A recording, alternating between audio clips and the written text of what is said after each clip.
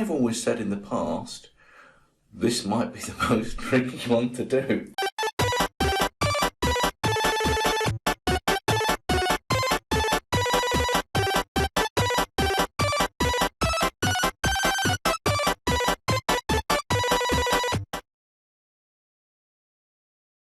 Hello again, and we move onwards.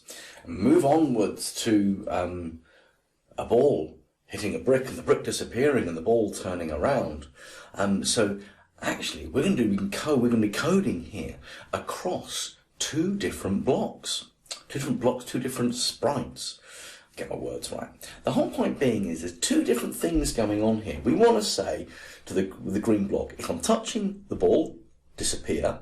And if that happens, we want to say to the ball, well, you need to point in the other direction and go back down again. So, for example, if we run the game, if the ball hits the green block should disappear, and the ball should go off in the direction it came in. It should ricochet off the brick, which we did actually in video number, was it number 2, 3, 4? I don't remember. Number 4, I think it was. You can check the menu. Where the ball did the 180 minus direction. So, let's stop the game. First of all, let's focus on the green brick. We want to say, if I am touching the ball, disappear. Now, normally at this point, I would drag the blocks out. But, to be honest with you, you've used an if, you know where the touching is, orange, control, sensing, blue. If I am touching, so let's go back to the green brick. If I am touching the ball, disappear. Okay, so if I'm touching the ball, hide. That's what you want. So that's what you need in here. But you're thinking, but hold on a minute. This block of code is about the original green. It's not to do with my clones. And you're correct. But what you can do this. Oh. When I start as clone, forever, if I am touching the ball, disappear. So I'm not going to give you those blocks. But one thing that must happen is that I'm going to give you one block that we're going to need. If the green brick is going to disappear, it also needs to then trigger the ball to go back the other way.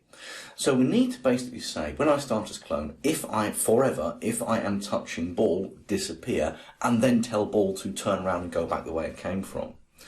So we need to grab something in events called broadcast. And when I start as clone, I'm going to make a new message called hit. I'm going to press OK.